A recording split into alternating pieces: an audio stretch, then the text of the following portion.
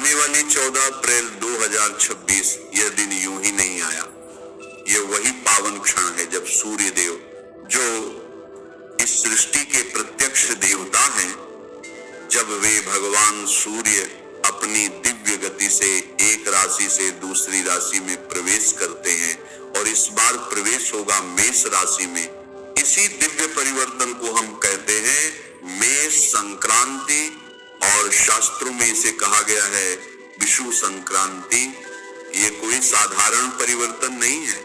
ये वह क्षण है जब दिन और रात का संतुलन, प्रकृति का संतुलन और आपके जीवन का संतुलन, सब कुछ एक सूक्ष्म ऊर्जा से प्रभावित होता है। ये वही समय है जब देवताओं की कृपा धरती पर विशेष रूप से बरसती है। शास्त्र कहते हैं जब सूर्य मेष राशि में प्रवेश करते हैं तो यह उनकी उच्च स्थिति होती है, यानी इस समय भगवान सूर्य अपनी पूर्ण शक्ति में होते हैं। और जब सूर्य अपनी पूर्ण शक्ति में होते हैं तो समझ लो कि यह समय है ऊर्जा का, जागरण का और भाग्य बदलने का। अब सुनो, इस पवित्र समय का रहस्य, इस मेष संक्रांति का पुण्य काल प्रारंभ होगा सुबह 5:57 से और ये चलेगा दोपहर 1:55 तक, यानी लगभग 8 घंटे का दिव्य योग। लेकिन ये 8 घंटे यूं ही नहीं है, इसके पीछे भी एक गहरा शास्त्रीय रहस्य छुपा है। शास्त्रों में स्पष्ट विधान है, जब भी कोई संक्रांति लगती है तो उसके 4 घंटे पहले और 4 घंटे बाद का समय पुण्य काल माना जाता है। क्यों? क्योंकि यही वह समय होता है जब ब्रह्मांड की ऊर्जा सबसे अधिक सक्रिय होती है, जब देवलोक और पृथ्वीलोक के बीच की दूरी कम हो जाती है। और इसी समय अगर कोई साधक स्नान करता है, दान करता है, जप करता है तो उसका फल कई गुना बढ़ जाता है। याद रखो, ये केवल एक तिथि नहीं है, ये एक अवसर है, एक द्वार है। जो इस समय को पहचान लेता है, जो इस पुण्य काल में अपने कर्मों को शुद्ध कर लेता है, उसके जीवन में भगवान विष्णु की कृपा, माता लक्ष्मी का आशीर्वाद और भगवान शिव की दिव्य शक्ति स्वतः उतरने लगती है। क्योंकि यह समय बार बार नहीं आता। ये वही क्षण है जब भाग्य लिखा जाता है, कर्म बदलते हैं और जीवन एक नई दिशा पकड़ता है। शास्त्र कहते हैं कि रवि संक्रमण पुण्य न स्नायाद्यस्तु मानव सप्त जन्म स्ववशो रोगी निर्धन चोपजायते। इसका अर्थ है कि जो मनुष्य सूर्य की संक्रांति के अत्यंत पवित्र दिन पर आलस्यवश स्नान नहीं करता, वह अगले 7 जन्मों तक रोगी और निर्धन बना रहता है। अर्थात इस दिन पवित्र जल से स्नान करना अत्यंत मंगलकारी और अनिवार्य रूप से कहा गया है हमारे शास्त्रों में। देखिए, वैशाख मास चालू है।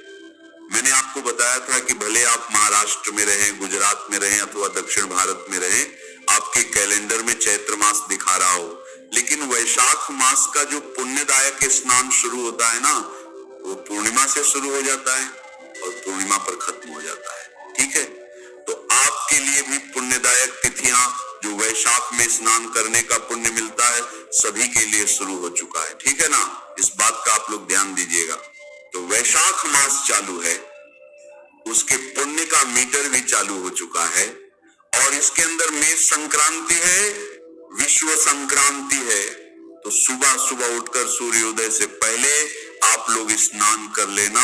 हो सके तो आप अपने जल में गंगा जल मिला लेना। यदि आपके आसपास नदी आदि हो तो उसके अंदर भी आप लोग स्नान कर सकते हैं। यदि आप लोग घर में कर रहे हैं तो हर हर गंगे कहते हुए आप लोग स्नान कर लेना, क्योंकि यदि संक्रांति के दिन हम लोग स्नान नहीं करते तो 7 जन्मों तक दरिद्रता घेरे रखती है। और स्नान करते समय एक ध्यान देना, उसके अंदर आप लोग तिल मिला लेना। भले ही सफेद तिल हो चाहे काला तिल हो, कोई भी चलेगा। आगे वर्णन आता है कि अन्न विश्व कुर्वीत, इस दिन दान करना चाहिए। दान की इस दिन खूब महिमा है। सत्तू और जल से भरा हुआ घड़ा यह विधान है शास्त्रों में। यदि आप यह कर सके तो अच्छी बात है, नहीं तो जो आपका सामर्थ्य हो वह चीज या वस्तु इस दिन दान करनी चाहिए। देखिए, इसी का वर्णन गरुड़ पुराण में भी आता है कि विषु काल बहुत ही महत्वपूर्ण काल माना गया है, क्योंकि यह वैशाख मास के अंतर्गत आता है। ठीक है, फिर से मैं आपको कह दूं, गुजरात, महाराष्ट्र वाले, चाहे दक्षिण भारत वाले, अलग मत मानना, आपके लिए भी पुण्य काल वैशाख मास का चालू है। दानम अनंतकम, इसके अंदर वर्णन आता है कि विषु काल में आप कुछ भी दान करेंगे वो सब अनंत हो जाता है। स्नान दान जप श्राद्ध होमादिषु महाफलम, इसके अंदर आप जो भी संक्रांति के दिन दान करेंगे, जप तप करेंगे, श्राद्ध आदि कर्म करेंगे, वह सब महाफल होकर मिलता है। श्राद्ध तो बिल्कुल भी नहीं भूलना चाहिए, क्योंकि संक्रांति के दिन किया हुआ श्राद्ध कर्म महाफल प्रदान करता है। और संक्रांति के दिन पिंडहित श्राद्ध करना चाहिए।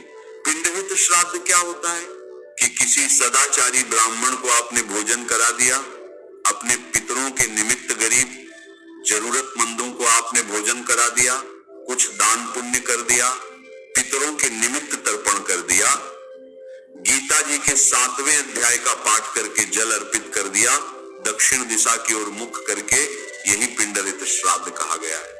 क्या करना है?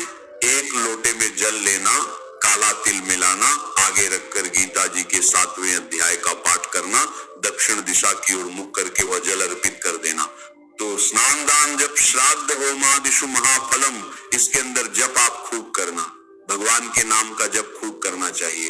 अधिकं जपम अधिकं फलम, फिर आगे शास्त्र का वर्णन आता है, संक्रांतो यानी दत्तानी हव्यकव्यानि दातवे तानि नित्यं ददात्यर्क पुनर्जन्मनि जन्मनि, यानी संक्रांति के अवसरों पर यदि आप हवन या पितरों के निमित्त दान भोजन करते हैं तो भगवान सूर्य आपको अनेक जन्मों में वह सुख और वैभव से संपन्न करते रहते हैं।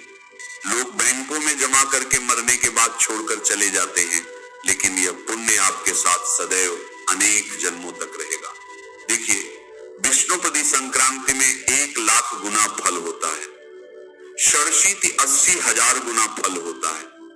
और जो अयन वाली संक्रांति, मकर संक्रांति, कर्क संक्रांति होती है, उसमें करोड़ों गुना फल कहा गया है। लेकिन विश्व संक्रांति में विष्णुपदी संक्रांति के समकक्ष यानी 1 लाख गुना फल कहा गया है, जिसका वर्णन प्रसिद्ध निबंधकार स्मार्त रघुनंदन ने अपने ग्रंथ तिथि तत्व और शब्द कल्पद्रुम में किया है। शतमिंदुक्षे पुण्य सहस्रम तु दिनक्षय विषुवे शत सहस्रम, इसका अर्थ है कि ये लाख गुना होकर हमको पुण्य प्रभाव मिलता है और वह अक्षय होकर मिलता है। अब पुण्यनाश की बात आई है तो मैं आपको सावधान कर दूं, पूर्णिमा पर किसी का अन्न खाने से 15 दिनों का पुण्य नष्ट होता है। अमावस्या के दिन दूसरे का अन्न खाने से 1 महीने का पुण्य नष्ट होता है। साधारण संक्रांति में दूसरे का अन्न खाने से 1 महीने का पुण्य नष्ट होता है। अयन वाली संक्रांति मकर कर्क में दूसरे का अन्न खाने से 6 महीने का पुण्य नष्ट होता है। विषु संक्रांति में दूसरे का अन्न खाने से 3 महीने का पुण्य नष्ट होता है, ऐसा शास्त्रों में कहा गया है। तो इस दिन दूसरे का अन्न खाने से बचना। लोग पूछते हैं कि ऑफिस जाते हैं, खरीद कर खाना पड़ता है, तो खरीद कर आप बिल्कुल खा सकते हैं, अपने गुरु के द्वार पर खा सकते हैं, अपने खानदान चाचा भाई बंधु पिता में खा सकते हैं, ननिहाल पक्ष में खा सकते हैं, ससुराल पक्ष में भी खा सकते हैं, वहां पुण्यनाश नहीं होता। यदि कोई किसी के यहाँ लंबे समय से रुका है, जैसे बहन के घर रहकर पढ़ाई कर रहा है, तो उसका भी पुण्यनाश नहीं होगा। तो देखिए, विषु संक्रांति की इतनी जानकारी थी, आप लोग सतर्कता रखिएगा, दूसरे का अन्न खाने से बचिएगा और अपना सत्कर्म खूब बढ़ाते जाइएगा। आखिर में मैं आपको बता दूं कि जिनका द्वादशी का व्रत उपवास होगा, वे लोग 14 तारीख को व्रत उपवास करेंगे। एकादशी का व्रत उपवास 13 तारीख को होगा, 14 तारीख को पारण किया जाएगा। नमः शिवाय। श्री महालक्ष्मी नमः। नमो भगवते वासुदेवाय। जय मां सरस्वती। जय श्री कृष्ण। राधे राधे।